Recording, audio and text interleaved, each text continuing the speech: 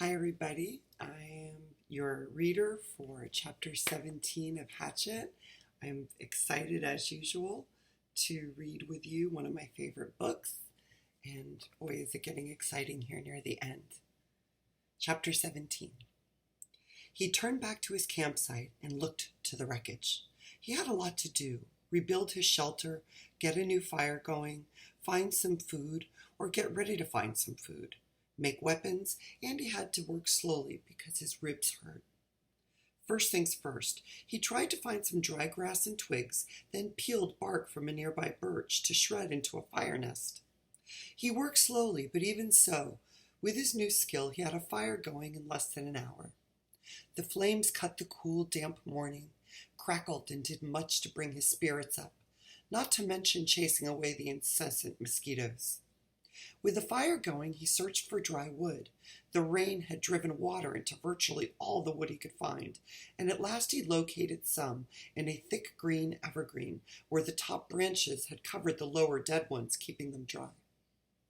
He had great difficulty breaking them, not being able to pull much with his arm or chest muscles, but finally got enough to keep the fire going all day and into the night. With that, he rested a bit, eased his chest, and then set about getting a shelter squared away. Much of the wood from his original wall was still nearby and up and back of the ridge. He actually found a major section of the weave still intact. The wind had torn it out, lifted it, and thrown it to the top of the ridge, and Brian felt lucky once more that he had not been killed or more seriously injured, which would have been the same, he thought. If he couldn't hunt, he would die, and if he were injured badly, he would not be able to hunt. He jerked and dragged wood around until the wall was once more in place, crudely, but he could improve it later. He had no trouble finding enough pine boughs to make a new bed. The storm had torn the forest to pieces. Up in back of the ridge, it looked like a giant had become angry and used some kind of massive meat grinder on the trees. Huge pines were twisted and snapped off, blown sideways. The ground was so littered with limbs and treetops sticking every which way that it was hard to get through. He pulled enough thick limbs in for a bed, green and spicy with new broken sap smell, and by evening he was exhausted, hungry, and hurting. But he had something close to a place to live again, a place to be. Tomorrow, he thought, as he lay back in the darkness, tomorrow maybe the fish would be back, and he would make a spear and a new bow and get some food. Tomorrow he would find food and refine the camp and bring things back to the sanity from one completely insane day. He faced the fire. Curving his body, he rested his head on his arm and began to sleep when a picture came into his head. The tail of the plane sticking out of the water. There it was, the tail sticking up. And inside the plane, near the tail, somewhere was that survival pack. It must have survived the crash because the plane's main body was still intact. That was the picture, the tail sticking up and the survival pack inside, right there in his mind as he dozed. His eyes snapped open. If I could get at the pack. Oh, if I could get at that pack. It probably had food and knives and matches. It might have a sleeping bag. It might have fishing gear. Oh, it might have many wonderful things. If I could get at that pack and just get some of those things, I would be rich. So rich if I could get at that pack. Tomorrow. He watched the flames and smiled. Tomorrow I'll see. All things come tomorrow. He slept deep and down, with only the picture of the plane tail still sticking up in his mind. A healing sleep. In the morning he rolled out before true light. In the gray dawn he built up the fire and found more wood for the day, feeling almost chipper because his ribs were much better now. With camp ready for the day, he looked to the lake. Part of him half expected the plane tail to be gone, sunk back into the depths, but he saw that it was still there, didn't seem to have moved at all. He looked down at his feet and saw that there were some fish in the fish pen, and looking for tiny little bits of bait still left from before the wind came. He fought impatience to get to the plane project and remembered good sense. He remembered what he had learned. First food, because food made strength. First food, then thought, then action. There were fish at hand here, and he might not be able to get anything from the plane. That was all still a dream. The fish were real, and his stomach, even his new shrunken stomach, was sending signals that it was savagely empty. He made a fish spear with 2 points, not peeling the bark all the way back, but just working on the pointed end. It took him an hour or so, and all the time he worked, he sat looking at the tail of the plane sticking up in the air, his hands working on the spear, his mind working on the problem of the plane. When the spear was done, although still crude, he jammed a wedge between the points to spread them apart and went to the fish pond. There were not clouds of fish, but at least 10, and he picked one of the larger ones, a round fish almost 6 inches long, and put the spear point in the water, held it, then thrust with a flicking motion of his wrist when the fish was just above the point. The fish was pinned neatly, and he took more with the same ease, then carried all 3 back up to the fire. He had a fish board now, a piece of wood he had flattened with a hatchet so that it leaned up by the fire for cooking fish, so he didn't have to hold the stick there the whole time. He put the 3 fish on the board, pushed sharpened pegs through their tails into the cracks on the cooking board, and propped it next to the reddest part of the fire, of the coals. In moments, the fish were hissing and cooking with the heat, and as soon as they were done, or when he could stand the smell no longer, he picked the steaming meat from under the loosened skin and ate it. The fish did not fill him, didn't even come close. Fish meat was too light for that, but they gave him strength. He could feel it moving into his arms and legs as he began to work on the plane project. While making the spear, he had decided what he would have to do was make a raft and push paddle the raft to the plane and tie it there for a working base. Somehow he would have to get into the tail, inside the plane, rip or cut his way in, and however he did it, he would need some kind of operating base to work from, a raft, which he found ruefully was much easier said than done. There were plenty of logs around. The shore was littered with driftwood, new and old, tossed up and scattered by the tornado. And it was a simple matter to find 4 of them, about the same length, and pull them together. Keeping them together was the problem. Without rope or cross pieces and nails, the logs just rolled and separated. He tried wedging them together, crossing them over each other, and nothing seemed to work. And he needed a stable platform to get the job done. It was becoming frustrating, and he had a momentary loss of temper, as he would have done in the past when he was that other person. At that point, he sat back on the beach and studied the problem again. Sense. He had to use his sense. That's all it took to solve problems, just sense. It came then. The logs he had selected were smooth and round and had no limbs. What he needed were logs with limbs sticking out, that he could cross the limbs, so then he could cross the limbs of one log over the limbs of another and kind of weave them together, as he had done with his wall, the food shelf cover, and the fish gate. He scanned the area above the beach and found 4 dry treetops that had been broken off by the storm. These had limbs, and he dragged them down to his work area at the water's edge and fitted them together. It took most of the day. The limbs were cluttered and stuck any which way, and he would have to cut one to make another fit, then cut one from another log to come back to the first one, then still cut another from the third log, which would have to be pulled in.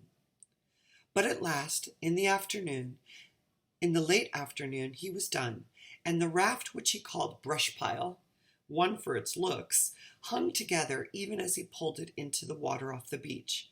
It floated well, if low in the water, and in the excitement he started for the plane. He could not stand on it, but he would have to swim alongside it. He was out to chest depth when he realized he had no way to keep the raft at the plane.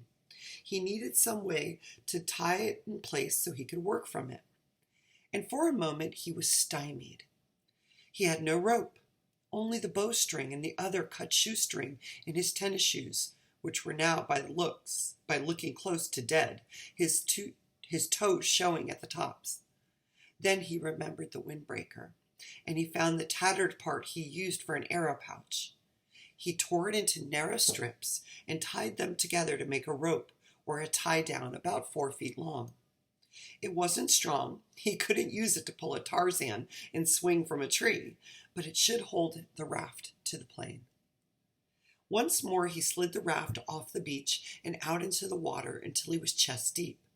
He had left his tennis shoes in the shelter, and when he felt the sand turn to mud between his toes, he kicked off the bottom and began to swim. Pushing the raft, he figured, was about like trying to push an aircraft carrier. All the branches that stuck down into the water dragged and pulled, and the logs themselves fought any forward motion. He hadn't gotten 20 feet when he realized that it was going to be much harder than he thought to get the raft to the plane. It barely moved, and if he kept going this way, he would just about reach the plane when it got dark.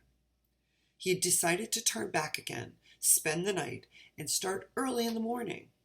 And he pulled the raft once more onto the sand and scraped it dry with his hand. Patience.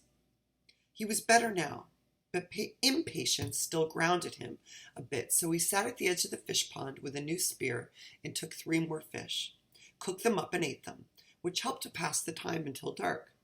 He also dragged in more wood, endless wood, and then relaxed and watched the sun set over the trees in back of the ridge. West, he thought, I am watching the sun set in the west. And that way was north, where his father was. And that way was east. And that way was south. And somewhere to the south and to the east, his mother would be. The news would be on the television. He could visualize more easily his mother doing things than his father, because he had never been to where his father lived now. He knew everything about his mother lived. She would have the small television on in the kitchen counter and be watching the news and talking about how awful it was in South Africa or how cute the baby in the commercial looked, talking and making sounds, cooking sounds. He jerked his mind back to the lake. There was great beauty here, almost unbelievable beauty.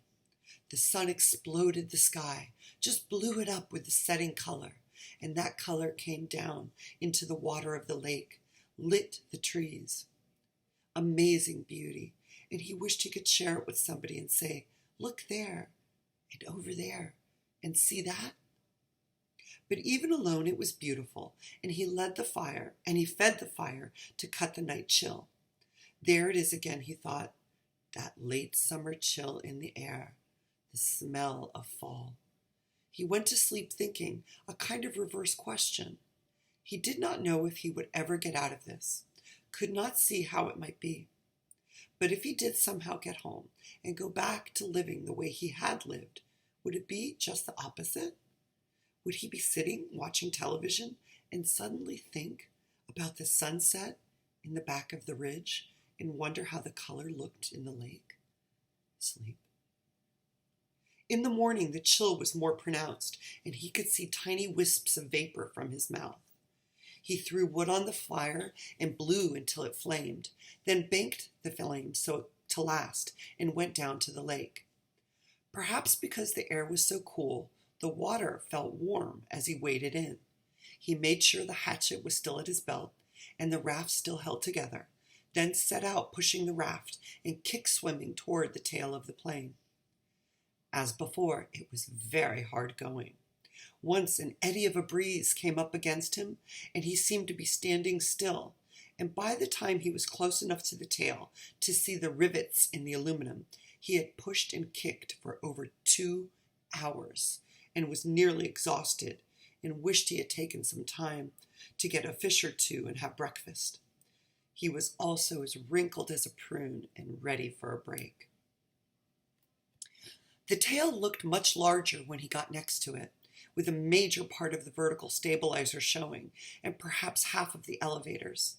Only a short piece of the top of the fuselage, the plane's body toward the tail, was out of the water, just as a curve of aluminum, just a curve of aluminum, and at first he could see no place to tie the raft. But he pulled himself along to the elevators to the end, and there he found a gap that went in up by the hinges where he could feed the rope through.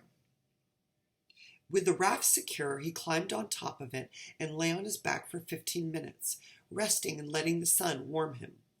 The job, he thought, looked impossible. To have any chance of success, he would have to be strong when he started. Somehow he had to get inside the plane. All openings, even the small rear cargo hatch, were underwater, so he could not get at them without diving and coming up inside the plane, where he would be trapped. He shuddered at the thought and then remembered what was in the front of that plane, down in the bottom of the lake, still strapped into the seat, the body of that pilot. Sitting there in the water, Brian could see him, the big man with his hair waving up in the current, his eyes open. Stop, he thought. Stop now. Stop that kind of thinking. He was nearly at the point of swimming back to shore and forgetting the whole thing, but the image of the survival pack kept him going. If he could get at it, and if he could get it out of the plane, or if he could just get into it and pull something out, a candy bar. Even that, just a candy bar, it would be worth it. But how to get inside? How to get at the inside of the plane? He rolled off the raft and pulled himself around the plane. No openings. 3 times he put his face in the water and opened his eyes and looked down. The water was murky, but he could see perhaps 6 feet, and there was no obvious way to get into the plane. He was blocked. The end of chapter 18. How exciting and how scary. Brian hanging on to the raft, searching to get into the plane. I hope you enjoyed the reading. I'm looking forward to seeing the movie with you all, and I hope you enjoyed the next chapters with your next mystery readers. Thank you. Love you guys. Have a great day.